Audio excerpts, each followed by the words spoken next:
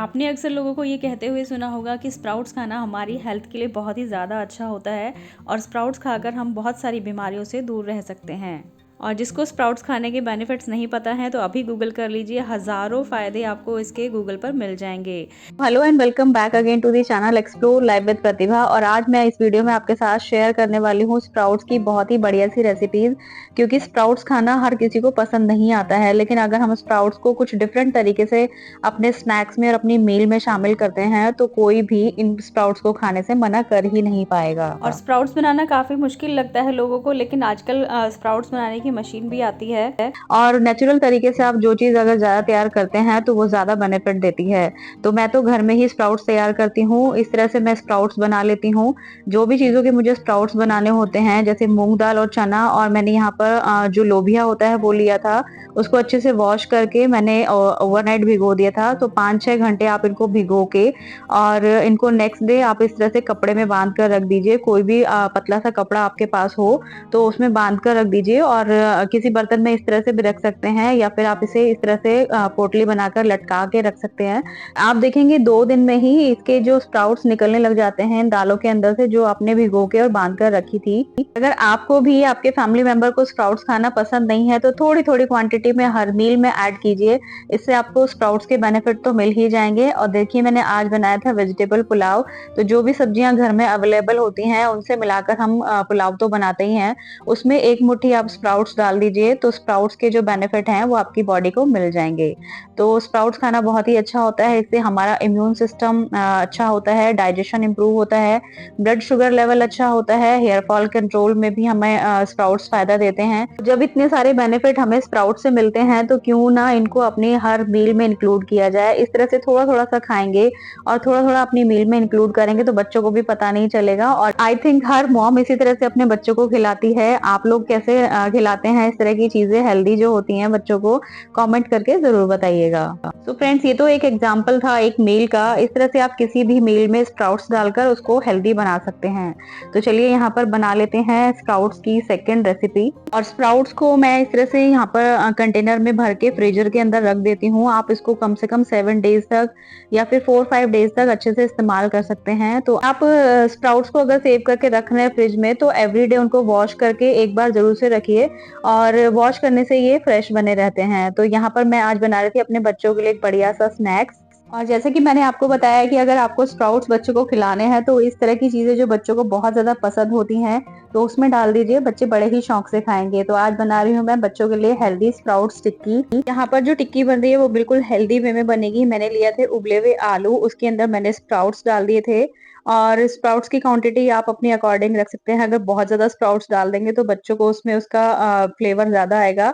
तो थोड़ी चीजें बैलेंस करके डालिएगा। बस इसके बाद इसके अंदर मैंने डाल दिए थे थोड़े से स्वीट कॉर्न भी मेरे पास पड़े थे। आप जो चाहे वेजीज इसके अंदर ऐड कर सकते हैं। आप चाहें तो इसके अंदर कैरेट घिस के डाल सकते हैं, फिर या फिर प्याज को बारीक बारीक चॉप करके भी डाल सकते हैं। मैंने इसमें प्याज नहीं डाली है क्योंकि बच्चों को पसंद नहीं है। और इसको बाइंड करने के लिए मैंने इसके अंदर डाल दिए थे ब्रेड क्रम्स, जो मैं घर में ही तैयार करती हूँ। ब्रेड जब भी बच जाती है तो उसको पीस लेती हूँ, और जो किसी भी स्नैक्स में बहुत अच्छे से काम आती है। तो ब्रेड को मिलाकर बढ़िया यहाँ पर टिक्कियां बन गई थी। इनको मैंने शैलो फ्राई कर लिया है। बाहर कोई भी चीज आप इस तरह की खाते हैं तो वो डीप फ्राइड होती हैं, तो जो बहुत ज्यादा अनहेल्दी होती है हमारे लिए। तो बच्चों को इस तरह से शैलो फ्राई करके आप हेल्दी चीजें खिला सकते हैं। तो मैंने तो इसको दही और चटनी के साथ खाया था। आप जैसे मर्जी इसको एंजॉय कर सकते हैं और अपने बच्चों को हेल्दी चीज खिला सकते हैं। चलिए फ्रेंड्स, एक और रेसिपी बनाते हैं यहाँ पे स्प्राउट से। तो इडली तो आप बनाते ही होंगे, लेकिन इस तरह से आप इडली की स्प्राउट्स की इडली बनाइएगा तो बहुत ही हेल्दी वर्जन इडली का हमारा तैयार होगा। और मैंने सूजी के अंदर दही मिला के रख दी थी करीब 1 घंटे के लिए। अगर आपको सुबह ब्रेकफास्ट में बनानी है तो आप इसे ओवरनाइट भी सोक करके रख सकते हैं। अभी क्योंकि समर सीजन आने वाला है तो फ्रिज में रख दीजिए, और सुबह तक आपकी जो सूजी है वो दही में अच्छे से फूल जाएगी। और सुबह आप इनमें ये सब चीजें ऐड कर दीजिए। जैसे मैं इसमें ऐड कर रही हूँ स्प्राउट्स। तो स्प्राउट्स थोड़े से ले लिए थे मैंने मिक्सी के जार में, उसमें थोड़ी सी मिर्चें डाल दी है, हरी मिर्च और अदरक का टुकड़ा डाला है, और थोड़ा सा जीरा डाला है। इससे बहुत ही अच्छा फ्लेवर आता है। तो देखिए, यहाँ पे स्प्राउट्स का मिक्सचर हमारा रेडी हो गया है। और जो यहाँ पे सूजी हमने भिगो के रखी थी उसके अंदर ऐड कर देंगे ये वाला स्प्राउट्स का पेस्ट। और इसको भी थोड़ी देर के लिए हम रख देंगे, और तब तक हम इडली का जो मोल्ड है वो भी तैयार करके रख लेंगे।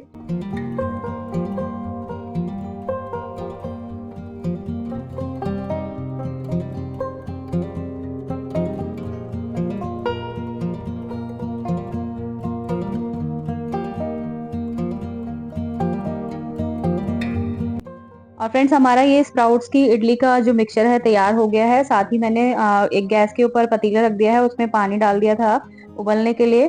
और क्योंकि इडली का जो स्टैंड है उसके अंदर ये वाला मिक्सचर पोर करना है, तो उससे पहले पानी गर्म करने के लिए रख दीजिए और फिर इडली के मोल्ड में ये वाला बैटर डाल दीजिए और इसको बस जो इसका स्टैंड है इसमें हम बैटर डाल देते हैं। हालांकि जो ये मेरा इडली का जो स्टैंड है काफी पुराना है और इसके अंदर ना बहुत ही कम क्वांटिटी आती है बैटर की, तो जो इडलियां हैं वो ज्यादा फूलती नहीं है।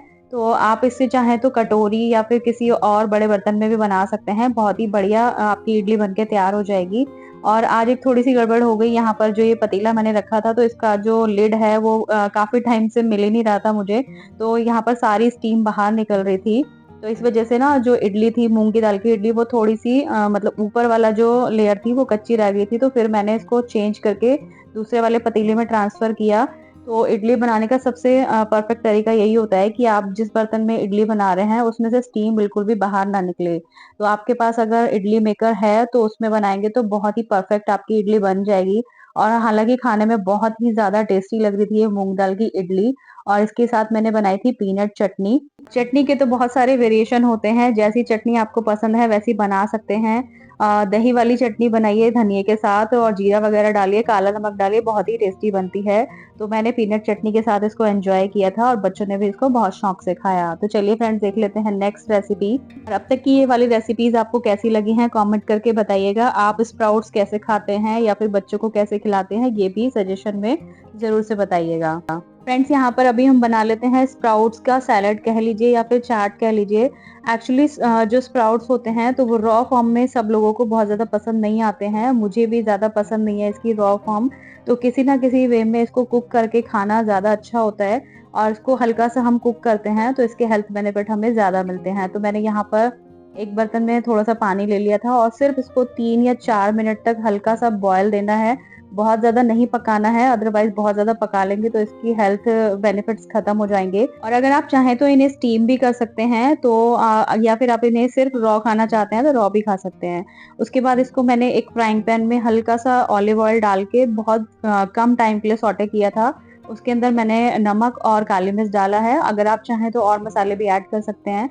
और यहाँ पर खूब सारी वेजीज मैंने कट कर ली हैं, जैसे शिमला मिर्च है, खीरा है, टमाटर है, बीटरूट है और जो भी सब्जियां हैं, 2 तरह की गाजर थी, ऑरेंज और रेड वाली। तो जो भी सब्जियां आपके पास अवेलेबल हैं वो डाल दीजिए। इसके अंदर आपको जो भी मसाले ऐड करने हैं वो ऐड कर सकते हैं, जैसे लाल मिर्च हो गया या फिर चाट मसाला। अभी मेरे पास चाट मसाला अवेलेबल नहीं था और बहुत बढ़िया सी हमारी यहाँ पर चाट बनके तैयार हो गया है। थोड़ा सा नींबू की मैंने ड्रेसिंग ऐड कर दी थी। और इस तरह से आप बनाएंगे तो आपकी फैमिली को 100% पसंद आएगा और वो आपसे स्प्राउट्स मांग मांग कर खाएंगे। और अगर आप डाइट पर हैं और सैलेड को बोरिंग समझते हैं तो इस तरह बनाकर जरूर खाइएगा, आपका वेट लॉस होगा और आपको साथ में टेस्ट भी मिलेगा। आई होप फ्रेंड्स ये वीडियो आपको पसंद आया होगा, आपके लिए हेल्पफुल रहा होगा, तो वीडियो को लाइक करना मत भूलिएगा। और चैनल पर फर्स्ट टाइम विजिट किया है तो सब्सक्राइब करना मत भूलिएगा। आपसे मिलूंगी नेक्स्ट वीडियो में। Bye bye.